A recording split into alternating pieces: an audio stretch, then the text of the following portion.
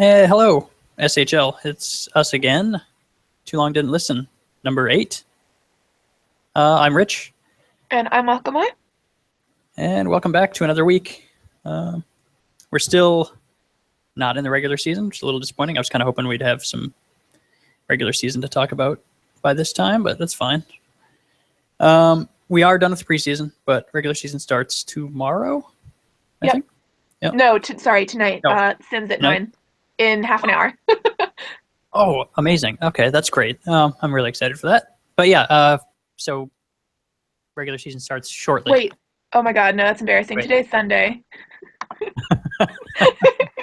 It's 24 and a half an hour. Sorry for now. Sorry. Okay, oh okay. That makes more sense. I thought I was getting news here and that I didn't know about, and I was really happy. Okay, so yeah, no, a day. Okay. Denied. Okay, that makes more sense. All right, so yeah, we're close. Regardless, we're very close, and by this time next week we will have regular season to talk about, which I'm very happy for. But this week, we're going to talk really quick first about preseason. Just go over the results really quick. I don't put a ton of weight on preseason, but it's still something to talk about, something to look at. And there is, I'm sure there is something we can take away from it, but I just don't pay that close attention. I leave that for the GMs. It's not, yeah. So let's start. Just want to go by conference, I guess. Yeah. Okay. So we're gonna start in the West really quick. Like 1 and 2 are pretty, no big surprise. Calgary number 1, Edmonton number 2. Not any kind of surprise that Calgary is going to be very good again. Edmonton should be pretty good again as well. We're tied in points with the number 3 team, which is Seattle, which is I don't remember what I said last week when we were doing predictions, but I'm not terribly surprised. They're pretty decent. Number 4, we got Winnipeg, and that's where you get a little bit of a drop off. Edmonton and Seattle are both 28 points. Winnipeg is 23 points in the number 4 spot. And then the bottom 3 teams, which would be if this were regular season, these would be the teams outside of the playoffs. You got in order Texas, LA, and Portland. Portland is the one there that's would have been kind of the easy pick for last place. And I think those like that 5-6 spot is kind of like just the casualties of having a kind of a tough middle of the pack group of teams there in Seattle, Winnipeg, Texas, and LA. Any of those 4 teams could probably fill those last 2 spots, but at this point of preseason, it is Texas and LA. I don't know. There's not a whole lot for me to take away from this. Partly because I don't really know the West that well, other than the fact that Calgary and Edmonton are very good. I don't know. Do you have any thoughts? I don't have anything that's, I think, startling or whatever, but some things that I think are interesting. I think Winnipeg's position is sort of interesting because they were not as good previously. So I'm wondering if that's speaking to some changes that the new GM team is making in terms of players and lines. Potentially. I think the where they ended up preseason is partly due to the fact that like I said earlier, that group of teams that are below Edmonton and Calgary are, I think, a lot closer, are very close. And so you can kind of just rearrange them. Seattle, I guess, is a decent bit ahead of Winnipeg points after preseason, but I still think it's pretty close with those yeah, teams. the other right in there. Yeah, so it's not. If you look at Winnipeg through Portland in terms of differential, Portland has double the negative of LA. So Yeah. who was in the 6th spot. So you kind of, everybody knows this already who knows anything about the league, but Portland is the expansion team who had all the tampering issues. Is basically the only bad team in the Western Conference. And in preseason, they actually, I mean, they did well. They were only 1 point behind LA, but I don't see that like in a longer, a full season. I don't see that being that close. No, and they made some moves. They'll have some players to keep up, but um, it's not going to be enough. And it's not going to be enough for this season, and it's not going to be enough for, I'd say, at least 2 or 3 more. I seriously think they need a lot more time to rebuild and a lot more healthy draft classes. Um, the tampering situation not only is um, sort of the right then seasonal cost, losing your first rounders, but also means you have so much less ammo to trade with. You have to build up your team more carefully. Um, so I honestly think they just need a couple more seasons to really stockpile and hopefully get lucky with some thicker draft classes to maybe take some active players and sort of get the locker room not quite so dead. Yeah, Um, I think so they'll be yeah, in a good spot. Yeah, not in a few more seasons, but yeah, for now, I think they're still yeah, gonna be and then struggling. I honestly think that the rest is anybody's game. I I don't I don't think the I think it's interesting, in fact, that the Western teams are so close. Like I think even from the top, like Calgary and Edmonton are a little bit above everybody else, but not by that much. Like No, they're and catchable. yeah, and Edmonton, well, like we talked about this, I think last week, maybe it was the week before. Edmonton is aging, and I mean they're not. Yeah, they aren't that far ahead, but and they're not getting better. Yeah, They're and still good, Calgary is but going to start to hit the regression skids too at some point. yeah, they're so deep though. I think they're going to be up there for a while yet. That's true. That's true. But you want to talk about? You want to move on to the East then? Yeah, yeah, yeah. Okay. So in the East, again, this is not a huge surprise to see West Kendall at the top. At the end of preseason, they're very good. Their biggest weakness is goalie, but it's not really a huge weakness for them. Um, but yeah, they're a very, very good team, very deep. So it's no surprise there to see them at the top, followed by Manhattan, which not a terrible surprise given what they did last season. Still leaning very heavily on their top tier players, I would imagine. I haven't looked at numbers or anything and see how they played, but I imagine it's the same as last season. Then we've got Minnesota still producing tons and tons of goals. I think they're tied for first in goals for, looks like. Yeah. So they're still a very powerful offensive team. And then we've got Toronto. And sorry, I got and then there's the bottom three is us in New England. And then Buffalo, no surprise, and Hamilton, the the least surprising team of all time, being terrible this preseason. Maybe they'll be great in the regular season, but I don't think so. I think they're going to be awful. But yeah, they had 3 wins in preseason. Not great. So let's see. I think that speaks to some smart decisions, though, because um, I honestly think if you're going to rebuild, you have to do it all at once. You can't like have a smattering of players here and there. Yeah, Um, I mean, they started off. I think when Dangles first started making trades and moving players, it didn't look like he was going full rebuild mode because like he made a few moves like getting Tango, Connor O'Reilly from us. mhm.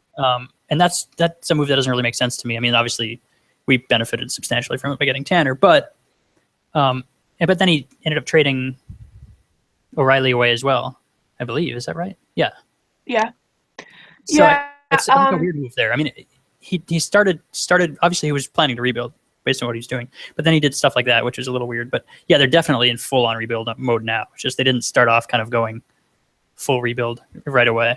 But yeah, I mean, there's no surprise that they're in that position. Even if they didn't go full on rebuild, they still would have been pretty bad, I think. Well, I think like in regards to the Tanner trade, the like that was everybody kind of like I won't say everybody actually. The people who knew Tanner knew that um he had been thinking about well, at one point actually he was thinking about like full retiring and saying, "All right, Yeah, bye guys." yeah. I mean, there was more to it than just the players going from one team to another. I mean, I think that's pretty well known. But I mean, yeah, it was just kind of a weird trade to me. Yeah. They were going to go full rebuild. The thing that like Tanner was a huge part of the organization, so I think if he wanted out, like I get that they would have tried to make it as even a trade as possible for an organization, but send him to a place where he would be wanted. Yeah, So like the first half of that trade was definitely not a rebuild trade. It was like a personality trade. And the fact that Tanner is a goalie, like, there were enough sort of young and up and comer goalies that, it would really suck to have your top tier goalie be gone for a season or two. But if you're not in a position to have a bunch more cup wins with the upper tier players, then it doesn't. It's sort of it doesn't make sense to keep him in that sense. But right. the thing that puzzled me more actually was the second half of that trade, the O'Reilly trade. The fact that they would like trade for him and then trade him out, um, that seemed to me to be a little bit odd. Um, Yeah, it was a little, the whole thing was a little weird. But I mean, yeah, I think I don't know. I don't remember what that second trade was fully. I just remember that it happened. mhm, And I yeah, don't remember what it was for though. Um, yeah. So, but I mean, they were gonna be. I would have still put them at the bottom of the league, even if they hadn't gone full rebuild, and they were still in a rebuilding position. But they I mean, definitely I might have jumped up bumped them everyone. ahead of Buffalo and Portland, but Well, I guess maybe that would have been before, like, because Buffalo's made some moves, and they're yeah, still that's not very true. good, but they've definitely improved their roster substantially this offseason. So Yeah, yeah, and they'll have people for the first time in a while, they'll have people to actually like be in the locker room and to call up and stuff. And I yeah, like the rookies they've made trades for, I think were good moves. So, yeah, they're um, definitely moving up.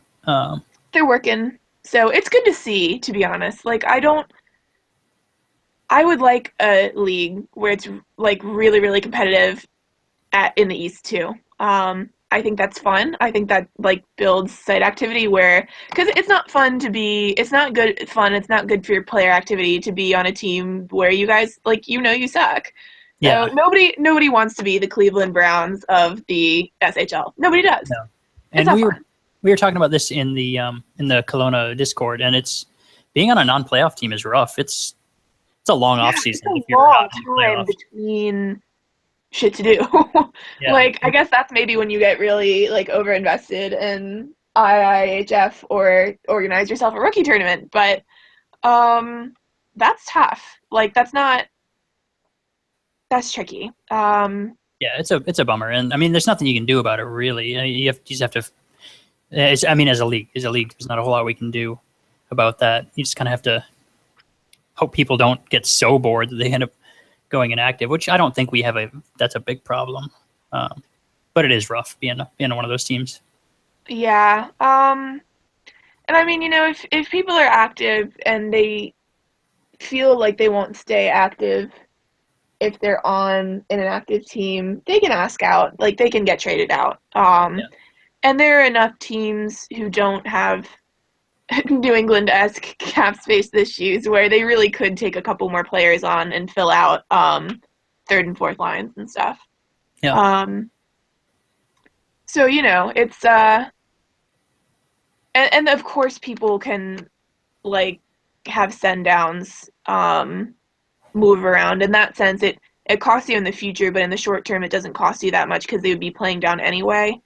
Um, so if they just want if they really really want to be in a different locker room, like people are pretty nice, they'll like work to try to convince you to stay, but they'll trade you if you're unhappy. So um the yeah, thing I think is actually sort of interesting about this off season is that um if you look at the win percentage, um, 9 of the 14 teams have a 500 or better percentage. Um, and then of the next several contenders, you have Texas, Buffalo, LA, and Portland, who aren't that far apart. Like they're point wise, they've got 21 at Texas and Buffalo. They're tied, and oh sorry, win that whatever. But it's Portland's got 18, so they're doing okay. The only team that's so far out of the money that it's depressing is Hamilton. So, you know, I really do think it's one of those situations where, especially if some like mid-season shakeups happen prior to the trade deadline, um, it's interesting in that they have some potential even at the bottom. So I mean, I'm not I'm not going to put in my season predictions that Buffalo's taking it to the house, but you never know. Maybe they get really fired up and bring some sort of older people in and pay them a lot of money, and you never know. I mean, I mean that's what they did for free agency already. But the issue, and if I don't like to take a ton away from preseason, but they're I think second to last in goals for. Buffalo is. That's true. The only team worse than them is Hamilton, and that's not a good sign. But it's only 22 games, so I don't want to put too much stock in it. But I mean, that's all we've got to go on right now. So, yeah, that's true. So the other thing I guess I didn't consider is I don't know how many of the players who are playing in preseason they'll ask to stay up. You know what I mean? Yeah, I suppose there could be some changes still. I don't know. They have enough young people where they'll probably have some send downs who are playing up in preseason just to get a taste of the big leagues. My suspicion is Buffalo probably doesn't have too many that they're going to send back that they would have called up for preseason. But I don't know. I think a team like them would have room to just bring those people up, and then leave the ones that are going to stay down for. But I don't know. I have no idea. I have not looked into it whatsoever, so I'm just talking. Not in Buffalo. Yeah. So yeah, I mean, I guess if you look at the two conferences, well, the West is like a little better as a whole. We have a similar situation in the East, and you've got like I guess not as tight, but there's like 4, 5, 6 are pretty tightly packed. Yeah. A difference of 3 points between the three. So. Yeah, so you got I don't know. I don't know. There's a whole lot less else to say about it. I super like West Kendall's chances still, and I know it's tricky to put a lot of stock in preseason, but I really do think that if the sim is kinder to them, they could have a really phenomenal run into the postseason. I don't see them having a huge flop. They have too much depth and too many people who stay active and are good about being active in the league as a whole. Yeah.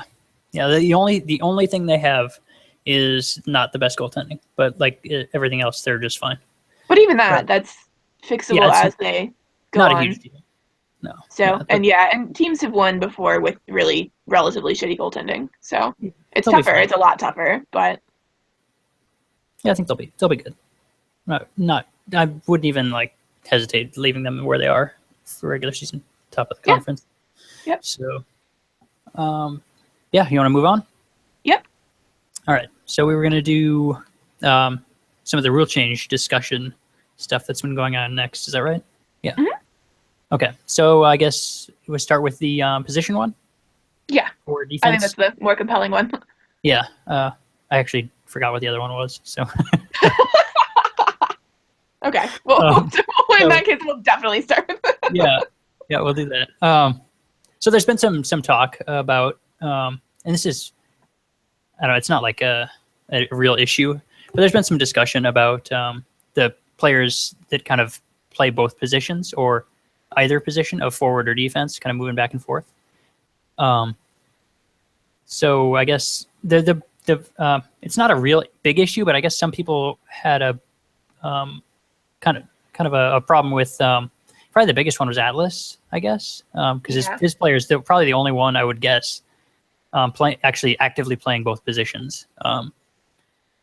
And I don't know that it's necessarily like an actual issue that needs fixing, but there's been discussion on having players locked into a position, so that can't happen, basically, to try to make it a little more realistic in terms of like where your player plays and not being able to just start like the same handful of people all over the roster, just eating up all the minutes, because that's kind of a thing that can happen, as we saw last season. Certain players playing like 30 minutes of ice time. So I guess the biggest piece of discussion was that people were considering the thing that I like, the idea that I think is probably practical, is having basically players kind of commit to a position at the beginning of a season, and that's your position for that season. So like if your GM needs you to play defense for that season, you're a defender for that season. You're not a forward playing defense, you're a defender for that season. And so that kind of locks you in, I guess. I don't know. Was there any other suggestions for fixes for that? I didn't remember. There were a few. There was some discussion about like potentially bringing back the like if it was possible to bring back the penalties for playing out of position in such a way that it would matter. Yeah. Or that you would have to. The one that I thought was actually really intriguing was that you yourself as the player would have to pay money to change positions. And I think that's actually a really smart solution, because one, anytime you make something that is actually useful, that's monetary based, that drives activity. That's pressers, that's podcasts, that's graphics, that's the media that people do to pad their bank account enough to make a change. So the equipment is one thing, but the equipment, not everybody buys it. It's not necessarily a better value in that sense than just keeping up with your training. So if you're a fringe player, then it doesn't make sense to use you that way. But I think it's an interesting argument to say that, okay, you can change it at any time, but here's the fee. So then if you have a player who's like a really team player and is willing, like you're willing to switch your player back and forth between forward and defense at sort of a moment's notice, you can pad your bank account, and then if your team needs you to switch mid-season or whatever, it's not a big deal. So the reason people are frustrated with it, I think, is because it does affect the leaderboard when players are getting more ice time in that way. On the other hand, I don't know. The only reason I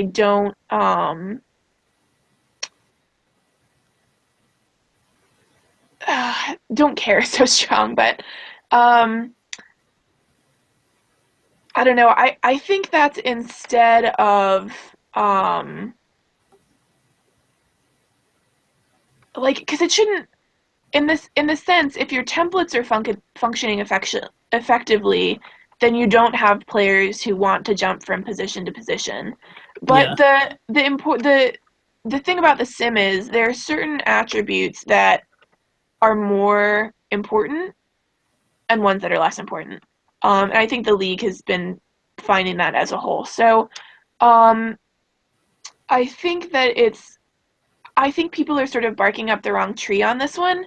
I don't think it's a matter of necessarily forcing players to stick with one position or the other in a here's what you can here's what you're limited to in terms of your line adjustments. I think it's an issue with the sort of the like the fact that the templates aren't they're kind of artificial in that sense. Yeah. Um, I think it also has to do with the kind of the amount of TPE in play as well. Like you get to a point where a forward and a defenseman aren't that different. yeah, because a defenseman Um, will score enough if they're at a high enough TPE. yeah. So It doesn't that matter. move isn't. Yeah, it's not really a. It doesn't really matter. Like you put you take their skill sets and they're similar enough where it doesn't. It's not going to make a big difference moving one up and down. I don't really feel very strongly about it one way or the other either. Um, No, the other reason I actually kind of like it is strong, but the reason I'm fine with it how it is because um, I actually sort of like that it rewards players who are willing to be the TPE and minute leaders on shitty teams. Um, like it gives them an incentive to and like something in the season to look forward to um, and prevent sort of that top level team jumping because then they're eligible for more accolades, more ice time, that kind of thing. Um, so I don't know. I think like anything else, the more like everything's a trade off. Um, I don't have strong feelings about it, but again, my player is a forward, and my player is a sniping forward. He has one job, and his one job is points. So, would I like him to be defensively responsible? Yeah, but if he's not playing all over the ice, if he's just like sort of more limited to run roll, that's fine.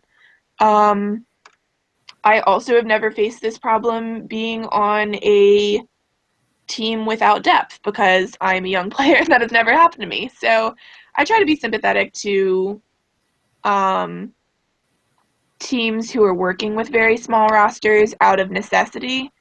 Um, yeah, that's kind of another piece of it too. Is you've got teams that don't really have a lot of other options. I guess I can't say that with any certainty because I haven't really looked into which teams are playing, forwards at defense, or I don't know if anybody's playing defenders at forward, but I know there's people playing forwards at defense. Um, so I don't know like if there's teams that are doing it out of necessity, or if it's more like, oh well, we've got good forwards, and so we don't need this other one. We can just slide them to defense. right. Um, so I don't know what all the situations are, and I don't know all the moving pieces here. So, and again, I don't really care enough to look into it. No, yeah, I and don't I think so. also like in that sense, um, I would like there to be room on a team where if a player talks to the GM and feels like a good fit and wants to go there, they're able to go there and find a role there, whether that's a forward or a defensive role. Yeah, It's trickier for goalies just because you're limited in terms of the number of goalies the league can sustain in healthy active positions um, and backup positions, but even then, our league is small enough and there's few enough goalies that come in on every round that it doesn't matter quite so much. yeah, Um, but I don't know. I feel like I just um I guess in that sense I'm the person everyone loves to hate because I'm actually for like if there was a contraction argument, I would be for it. I don't want a lot of inactive teams in the league. I don't think that's healthy. Um, it's and I don't like I want people to be able to play in juniors if they want to play in juniors. And maybe even that sort of getting your call up in the SHL is kind of a reward in itself. yeah, Um, it's tricky because there are definitely people who like if you look at if for activity, some players are like New England, we have a lot of active people, and that's what I think keeps most of us active. But there are people who are not going to be active or are not getting the ice time also. So it's tricky because people are going to have different motivations. yeah, that's true. I don't know. Yeah, I don't know. I still feel like it's not great socially for the health of the league if like the way it stands right now, nobody's like jumping up and down excited to go to Portland or Buffalo or Hamilton. Um, I don't know that. I don't know that's necessarily the case because, like with Buffalo, they signed some big free agents, so there's obviously some appeal. But I think it's like probably people that are looking for that big ice time and looking to have major impacts or having lots of individual success. So I think it's too tough to say just because there are so many different motivating factors for people. yeah, that's true. I don't know. Let's get the other rule change thing that was discussed that I don't remember that you may remember. Yeah. Hopefully. Okay. So the other thing that happened was, and we touched on this, I think, when it first came up, but um, there's an official ruling that's been called on contracts. That's Oh yeah. basically that's basically you have to stick with the contract you're assigned to, and you basically can't have a GM clause is what the new rule states. So, um, I know it was brought up by mine, which is sort of embarrassing, but okay. Because I wanted to stay in New England based on the my GMs still being around, and I was willing to sign a longer, lower pay contract if they were going to be there. Um, but I also think it's fine if that's not how that works. Like that's cool, that's fine. I don't care. I'll sign for a shorter duration and stick it out. Whatever. Ask for a trade if I need to suddenly ask out for some reason. Um, so we weren't the only team. I know Wes Kendall had a couple of Bojo contracts, and I think um, there was a Gifter of Bikes based GM contract that also was questioned. But essentially, what the decision came to was that current contracts who have those clauses will be grandfathered in, but for going forward, you're now limited in terms of what kinds of terms you can sign to, which I think is good. I think the additional clarification is helpful. Yeah, it's not something that I really cared about, but I did find it kind of annoying that it was a thing that got done. Just like I just found it weird, but I mean I get it. I understand that people are attached more to the leadership than the team in a lot of cases. I thought it was kind of goofy, so I don't really care. I'm like that it's changed. Fine, whatever. Doesn't affect me. I don't have anything else to say about it because I don't. I No, don't. I got nothing. That was it. There's not really much. Yeah, not really much to it, and I don't think it's not like a big deal. But No, just a sort of off-season update to touch on, I think. yeah, yeah. So next, are we gonna go fantasy stuff? I think. Yes. Yeah. Okay. Yep. So yeah, we're gonna, I guess, kind of just go over since again this is more kind of since regular season's not around, and this is something I find interesting. I suggested that we talk about our fantasy teams and kind of how our drafts played out, who we got, that kind of thing. So because yeah, I enjoy SHL fantasy, maybe too much, but so I guess I'll just go over my team really quick. And I'm going to go over them in kind of order and just like kind of a little bit about why I picked, who I picked, and so forth. So my first pick, I was fifth in my draft. Yeah, fifth. I ended up getting Bubba Nuck as he's a forward playing defense, so he's officially a forward on the fantasy roster, even though he plays defense because his primary position is forward because our fantasy rules are weird. And that's why that's why I picked him there. The fact that he was available is a little surprising to me. Yeah, I'm a little surprised that he wouldn't have gone earlier. Yeah, I think he's probably the issue is he had a huge year last season. Although one and two, where is he on regression? Is that happening for him yet? I think he's slightly regressed. Maybe this is his first season of regression. I'll take a look. But I'm he's curious. still Actually, very, very high TPE. He's still like 1,600 or something like that. Yeah. I don't think it would be material, but I'm just curious now, actually. No, So, yeah. okay. In my draft, it went McZ, which is no surprise, best forward in the league. And then who's the second pick? This doesn't make sense. I'm looking at the Banananov. Actually, originally the second pick was Nuck. Gifter Bikes took Nuck, and then when he realized that Nuck was still playing D, he decided to go the forward, so he went Banananov. Okay. Then the third pick was Argar Bargar, Alonso Garbanzo, which is, I think, the probably should have been first overall, personally. If I was first overall, I would have taken Argar. Fourth pick was Christian Eriksen, solid forward. And then me, I got Nuck. I think he's, I mean, I would have probably taken him anywhere from 3 to 5. I wouldn't expect him to fall further than 5. The issue, I think, is that he had such a huge year last year. Nobody expects him to repeat. I don't either. But he's still a very solid pick since he's a forward playing D, and so he will score consistently higher than most forwards. Whether or not he has a big year or a bad year isn't going to change the fact that he will score kind of top tier forward points. So then my second pick, I got Barney Stinson, defenseman for Edmonton. That pick was purely off of the fact that he's a very high TPE defenseman on a team that he should be getting quite a few minutes. Edmonton's still pretty good at D, but he's, I think, their highest TPE defenseman by far. Well, not by far, but probably by about 400 TPE, I would guess. Because he's like he's like 1650, I think.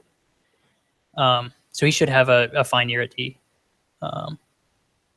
At this point, the draft gets a little funky. I'm not going to go like kind of who got picked where and so on because things start to get weird. So then my third pick, this pick I was kind of short on time because the pick prior was made very late, and so I didn't see the notification until the morning when I got up, and so I made this pick before I went to work, so I didn't really have much time to research it and kind of figure out what the best pick would be. So I'm not real happy with this pick. Looking back at it, at the time I thought it was okay, but looking back at it, I think it was not a good pick. It was I took Leafs player Rembrandt Q Einstein, defense. He should do fine, but I'm pretty sure there's better picks I could have made there.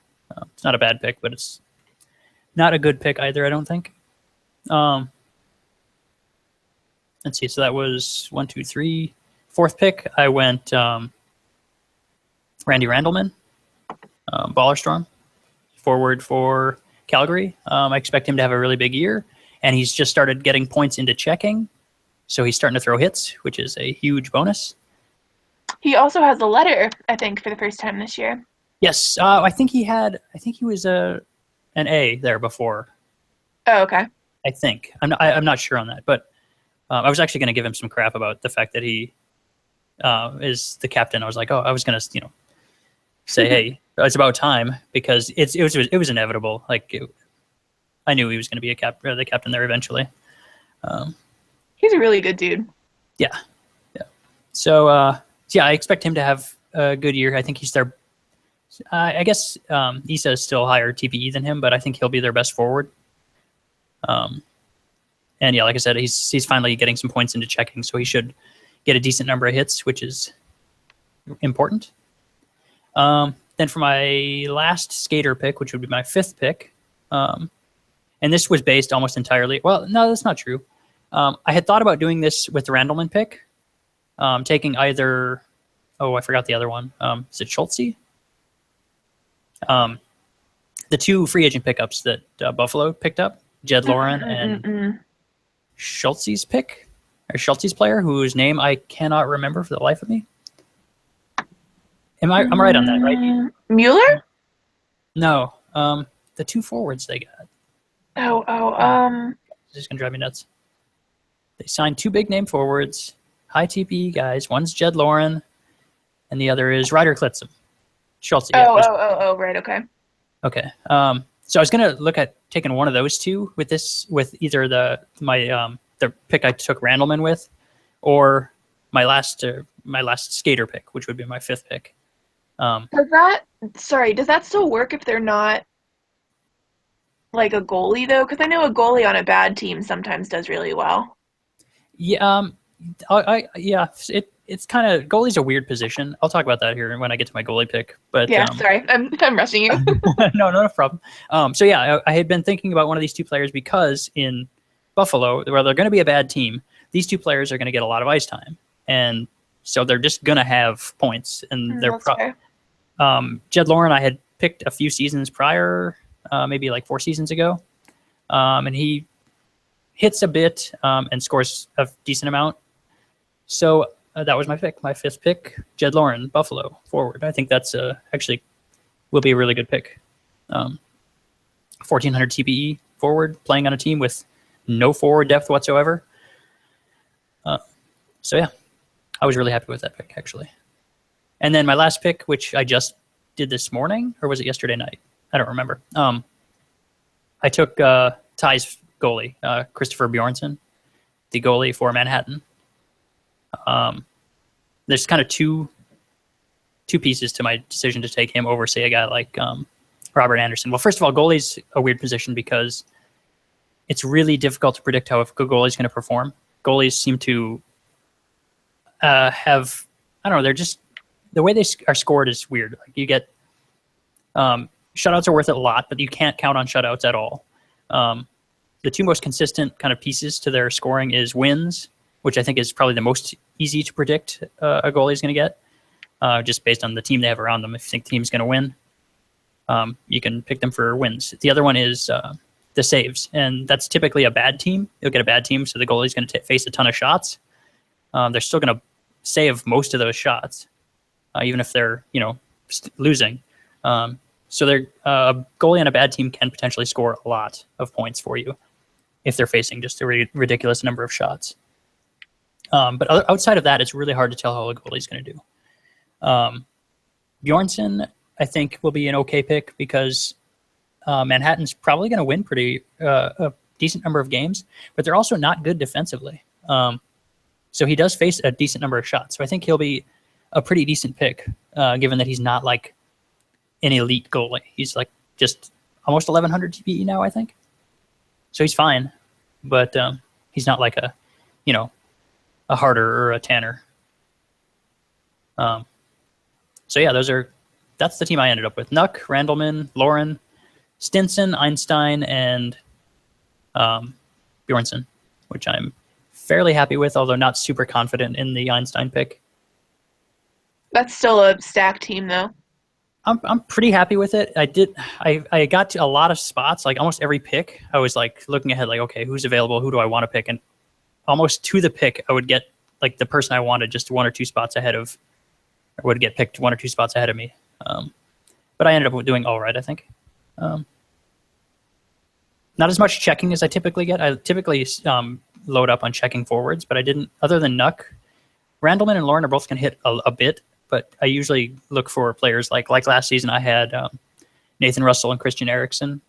Both are kind of power forward types, so they get a lot of hits. I always look for Leonidas, but every group I'm in, he gets taken before I expect him to get taken. But I think he's kind of a bit of a sleeper because he hits a lot. He may not score a ton, but he hits a lot. So yeah. Okay. What about you? Do you want to go over yours? Yeah, I'll do my list. And I have absolutely blown at fantasy multiple seasons in a row. So please don't listen to Rich's pearls of wisdom. Please don't take my advice for anything. But I'm hoping I do better this season. I would have actually done, I think I might have squeaked into third in the previous season. I talked about this once before, but I accidentally took Ido and didn't know he was splitting starts. And by splitting starts, I mean he was becoming the backup goalie. So that was really rough. I dropped and picked a new goalie who had more starts, but that was my ad drop, so I really didn't have a chance to get ahead of people. And I ended up second to last, so it was pretty sucky. Yeah. But in any case, anyway, So I ended up in my draft. This is the lowest I've ever gone. I was seventh overall. Not that it really matters in a snake draft,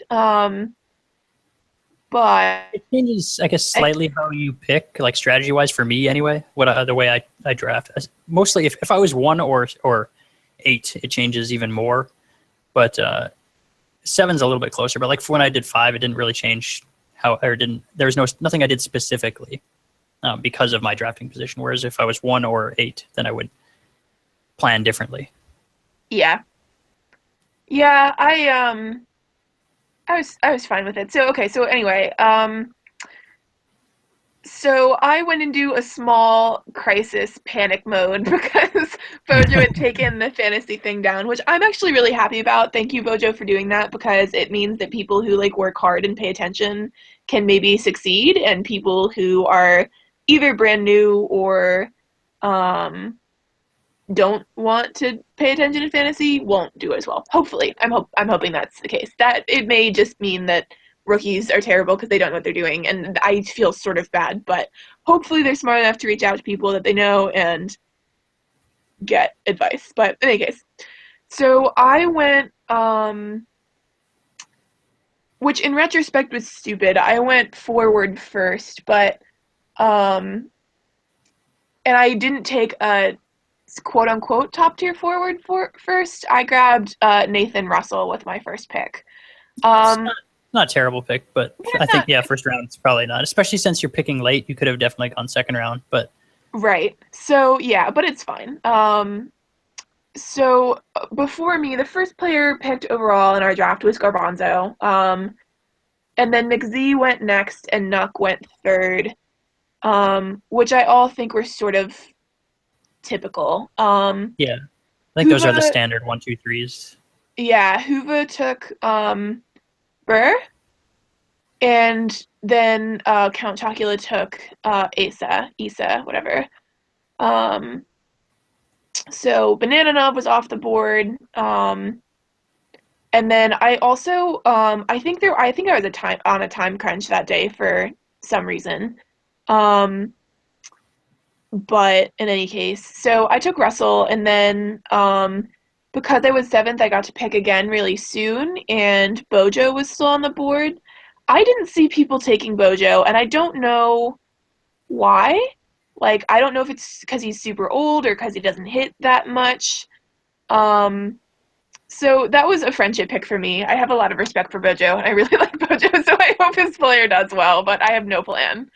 Um, so there were probably like better picks that were on the board, but Yeah, he's still a good player. I think the problem is their team is quite deep, and he's not that like top tier defenseman anymore. yeah, that was my fear. But anyway, Still a solid pick, I would say, for it's a still fine. second rounder. It's Yeah, fine. I'm not unhappy with how it turned out. So and then after that, um, I was gonna wait and I was gonna grab another defenseman first. But Theo Kane was still on the board, so I went with it. They're Yeah, putting him on first line, Theo so I was Kane's a really good pick.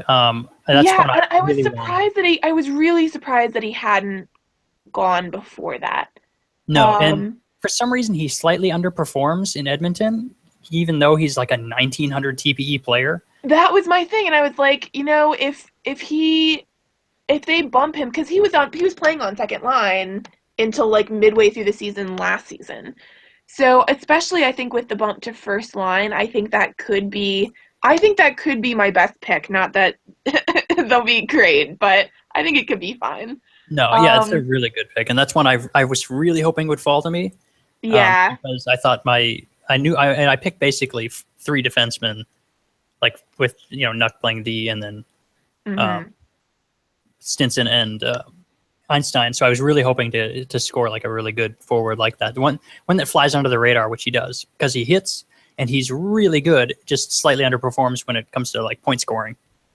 Yeah.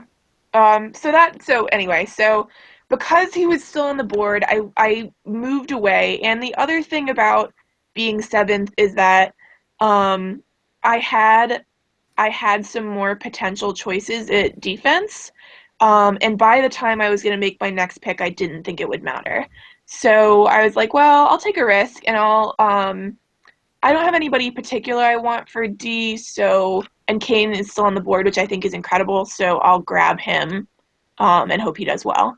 Yeah. So that was my third overall, and then I got really excited because neither of the people who got taken after that I was particularly thrilled about.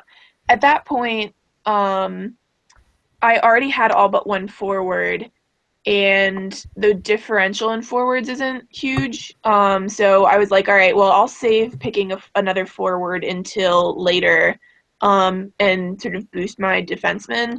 But the person after me took, I think they took Lidstrom and Pretty Flacco, neither of which I was wowed by. Sorry, they took Kekkonen and somebody else. I think it was Flacco though. But in any case, it was two picks that I wasn't like, wow, I need them. That has to happen. So those are, I mean, guys like Flacco's going to score a ton of points again, yeah. and Kekkonen's the best forward on his team, so he's a pretty decent pick too, actually. Yeah. So they were like fine picks, but I wasn't like, oh my god, I'm devastated that so and so's off the board. Yeah. So, on the other hand, this is where my extent of fantasy knowledge ran out, and I also had a really busy week. So I took Zoidberg for D because I think he's a two-way in my memory. Yeah, Zoidberg's actually a really strong defenseman that, again, flies under the radar, doesn't get a lot of attention, but is really good on both sides. He was one of the few players who I've had before who actually has succeeded on my fantasy team. So I was like, well, I'll go with him again. Welcome back. Yep. So anyway, so that was fine. And then it was coming up on the end, and most people, goalies went really early in my draft. Earlier than I sort of anticipated. Which I'm actually fine with because, again, kind of like we talked about, you can have a goalie that's from a bad team and do well. And I don't think that, I think people didn't pick the goalies on the weaker teams. I think they went right for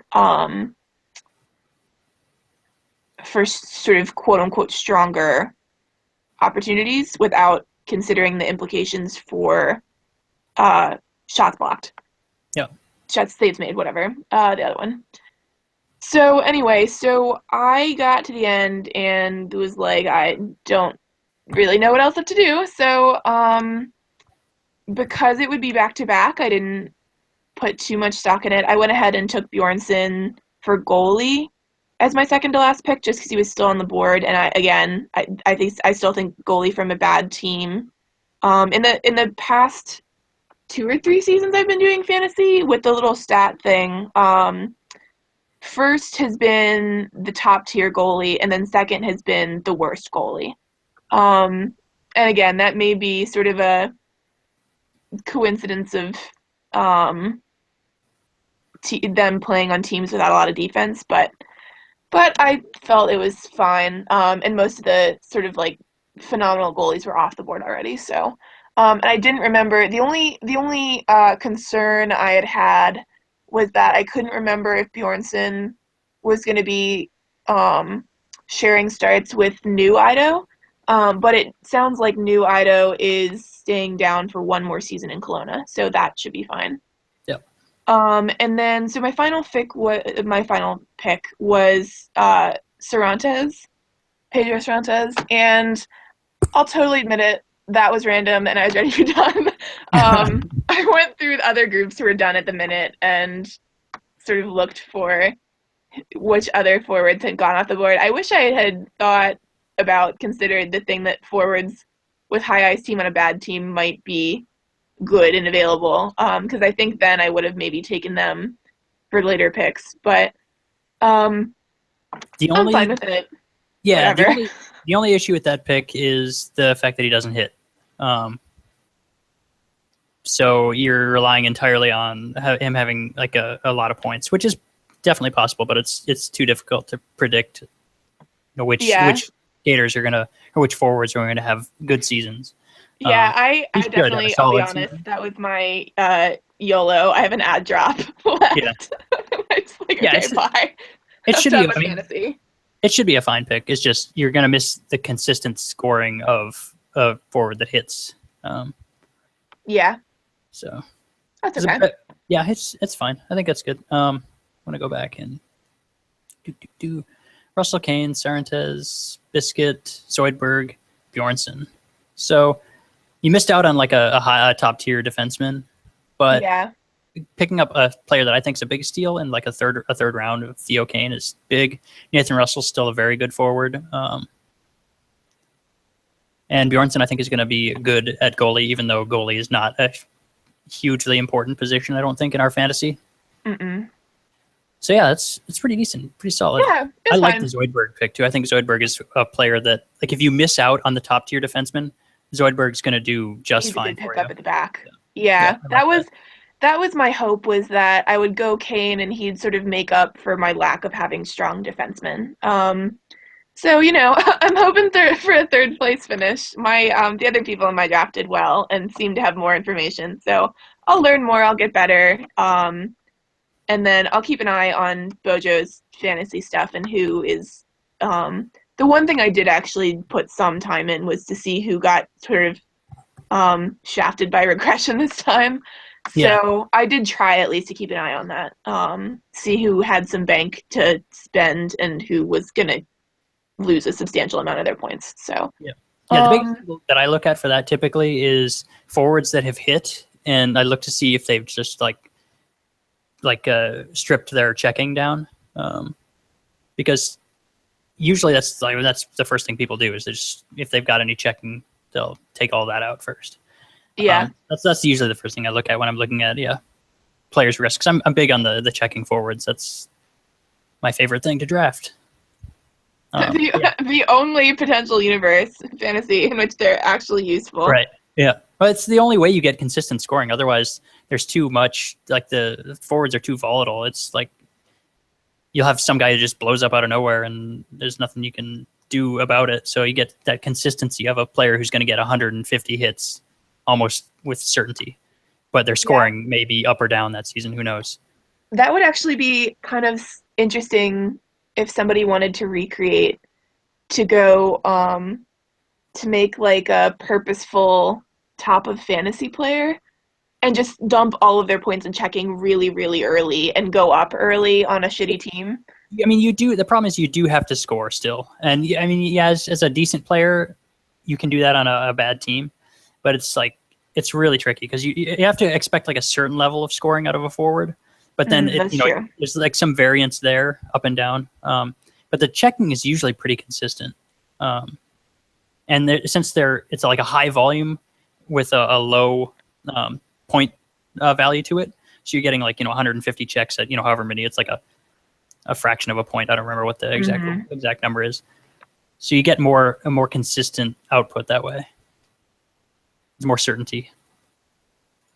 Anyway, I Yeah. really enjoy SHL fantasy, probably way more than is normal. That's good. It means we have something to talk about this week instead of just Yes. flopping our Yeah. gums.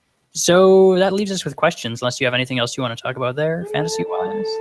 No, no, I think we're good. And how are we doing on clock time? Are we all right? Yeah, we're just fine. We'll be good. Awesome. Okay. We might go a little over again. Not that that's weird. We're new. And I started the timer late again, so I don't exactly know where we're at. Okay. So I wish if this hangout thing had a timer on it, I like, know. please Google, help me out on this thing that you'll never hear. Let's go to the questions. Of course, I had them open and then I moved away from them for. Oh God wait, I knows totally why. got this. Okay. All right, we ready? Yeah. All right, so the only questions we have this week are from Clardy. So thank you, Clardy. This is why I always forget that we don't have just a single listener, because we have a single person submitting questions reliably. So thank you, Clardy, for giving us something to talk about and finish overtime. All right. So anyway, so Clardy's first question. So last week we were asked a question by EJ on who do we think is the most likely candidate for the SHL Rookie of the Year this upcoming season. So this week, Clardy took gentle offense to that and asked, why did you not choose Orlov as your Rookie of the Year candidate? Smiley face. I get it, role player on a depth-based team, but some love would be appreciated. So this is just for you, Clardy. I love you. Good job. I think you're going to be a very special rookie, and I still don't think you're going to be Rookie of the Year. I'm sure it's possible, but yeah, I don't. I mean, realistically, I doubt it. But I'm sure it's possible. Certainly, the problem is, yeah, like you said, a team with actual depth versus teams that have reasonably similar TPE rookies coming up that have no depth whatsoever. It really makes your chances kind of slim. And also, there are people from my draft class who are like just now getting their SHL debut, so their TPE is gonna be higher. Yeah, I mean, a year higher, which when you're just starting out is significant. And it can't. I mean, it's really difficult to predict Rookie of the Year because, like when my rookie season, I was like 850 TPE, and I was like maybe 7th in rookie scoring, something like that. So who knows? So yeah, there you go, Clardy. There you go. It's just A, really difficult to predict, and B, if I was making a prediction, I don't think you're one of the favorites. Sorry, buddy. They're there. Yeah. All right. So moving on. It's not a sprint, Clardy. It's a marathon. You'll have a better career in the long term. Yeah, it's a sprint, but it's with uneven starting positions. So you were put in the back. Sorry. Okay, so Clardy's second question. The new IIHF rankings are out. Congrats to Finland. Thank you for taking the top spot. Do we think the UK will keep up their dominance and stay in the top 3? No. No. I mean, not long term. I mean, I think they're in a position right now where they're pretty good, and it's going to take like recruiting to keep them probably in that spot. And I just think they're too small of a nation. I could be wrong. I don't know really. This is something I've done almost no research on. But yeah, I did some very basic skimming, and I'm also on Finland, so obviously I'm hella biased. But I think UK is kind of tricky because I don't think it's somewhere that it's not like a destination nation. Yep. So you really have to be strong with recruiting, which I will give credit where credit is due. Eggy does a lot of work to recruit for the UK. A lot. So, anything is possible on the one hand. On the other hand, they're no Russia. So yeah. That's that's my very scientific read on that. Yeah, no, I agree. It comes down to recruiting, and it's tough. They'll be good for. I think they'll continue to be good for a little while still. But they're going to probably have some difficulties, I would guess. Yeah, they're going to lean on their top high TBE people for a couple seasons, and then will they have the depth to back it up by that time is the question. And I feel like the current recruiting policies where you can only pull one player a season, I think that's not enough to really sustain a smaller nation that doesn't have that sort of hockey culture. That actually, I haven't talked about this before, but I would actually sort of be interested to see the IIHF contract. I don't know down to how many teams, but I would think it would be interesting if the rosters were something you look forward to. And if you spread the players out from, let's say, the 2 maybe bottom nations, I think it would be like, I don't think it would be a substantial change, but I think it would be fun for those players to have a chance at success where they go elsewhere. But on the other hand, I don't know, it's also good for characterization to have a lot of nations available to you to choose from, should you be interested in that. Um, Yeah, I don't know. I don't really care enough, to be honest. yeah, Sorry. yeah. Anyway, I think that's all I have to say on that. Do you want to say anything else? No, yeah, that's fine. Okay, cool. All right. So next question. Getting down to it here. What are your thoughts on my auction draft fantasy group? Hopefully, should be done by the time you read these for next week. That was a lie. Sorry, Clardy. That you guys are slow. At least you're certainly slow to update the first post, and I'm a classic skimmer, so those are not done. But I get that it's not really practical on a league-wide base, but it seems like fun so far. So I'm really glad that you guys are having a good time with that. It looks like a nice group of people, some young, some old. Um, I don't know anything about auction drafts, and I've never participated in one before. I took a brief look at the setup. It looks pretty interesting, and the buy-in is very small. It's $1 million per person, um, with the potential of up to a 4 million pot, I think. Yeah. Um, So, so yeah, so it looked cool. I personally have no interest. I like snake drafts because I suck at fantasy and don't. I invest some time, but not a lot of time, which makes the snake drafting format perfect for me as a person. Um, I also, this is stupid, but I get really anxious about money, even fake money. So I would never spend, I'd be like that GM who's really tight-fisted and ends up with 50 out of the possible $100 like still in my bank because I'm stupid and wouldn't spend it. Um, so I don't know. Playing playing with money, any sort of money, even fake money makes me antsy. yeah. Um, I was only I'm only like basically familiar with the idea of an auction fantasy draft. I've never actually participated in one either. But I kind of know what understand the principle. Um, but I don't have any interest in doing one simply because I don't know how to properly change my drafting strategy for it, and it just seems like a lot of work. So I mean, it's a good idea, and I'm glad people enjoy it.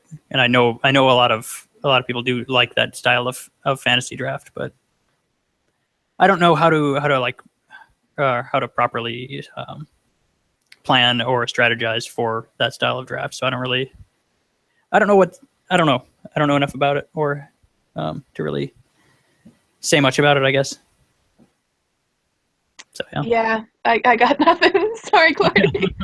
I hope you were having a lovely time with it. I hope that organizing has not been too heinous. I hope that the people who are participating in it are really, really enjoying it.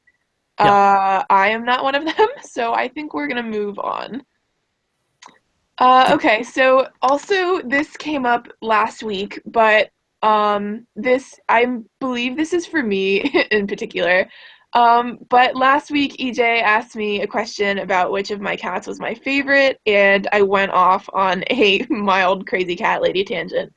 So Clardy very kindly has offered me the opportunity to do that a second time. Thank you, Clardy. I never get enough of talking about my cats, so it's fine. So Clardy says, I too have two cats. Both are the strays the fiance and I inherited, and one is a gray tabby, while the other has a tan coat similar to Pushkin. Thanks, Bojo, for cat identification techniques. Where is your cat's favorite place to lounge? Mine is the bathroom sink. It's funny you say that because the older cat we have, when he was a kitten, before we moved to our current location, he was also big on bathroom sink sleeping. We have since moved into a 1920s Victorian fixer-upper, and until about 5 months ago, we had spent almost 4 years living in a place that only had one bathroom. So the sink was getting a workout, and and enough that the cat would not sleep in there. So anyway, he has since migrated, and this is Briar, this is my older one who's a complete diva.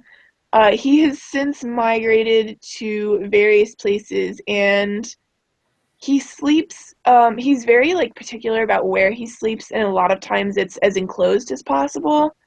So he'll usually sleep either if I let my door open, which I don't always leave my door open at night, I prefer to sleep with it closed. If my door is open for whatever reason, or I accidentally fall asleep and leave him stuck in my room, he will sleep in my closet or under my bed. Um, Very, very rarely he will come up and sleep directly on my head, which is always fun. Um, but most of the time he sleeps in my parents' room. They leave the bed made and door closed pretty much all day. So I think it's nice and quiet up there. He doesn't feel stressy. And then if that's not available for whatever reason, um, he'll sleep in the downstairs closet with like all the coats and stuff, or he'll sleep in my dad's office. And we have like a thing of wire laundry hampers and they're open, so my dad's like shirts are always covered in cat hair because that's where he like chooses to spend his time.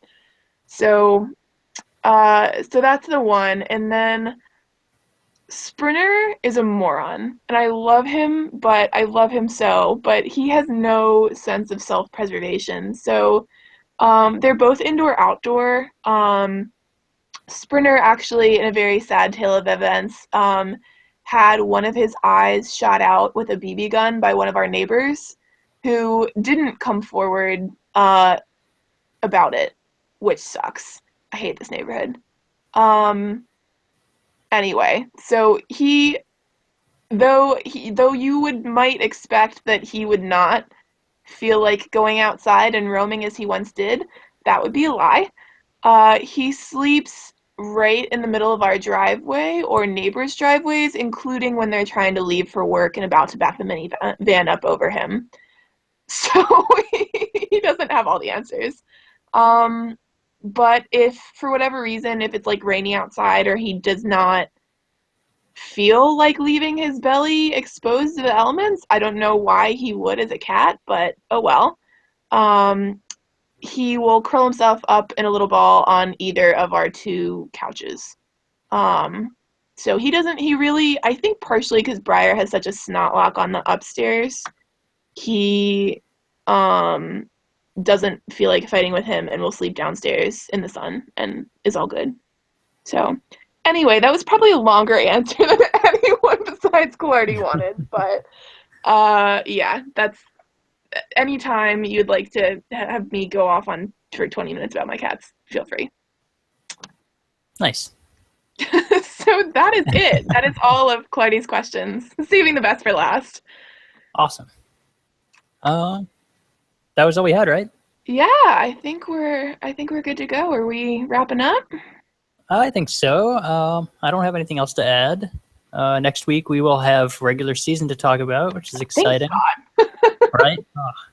Thank you, JY, for even though you were having family issues getting the season up and running. I'm impressed. I was out for one weekend and my entire life went to shambles, but you have not done that, so go you. Proud of you for adulting.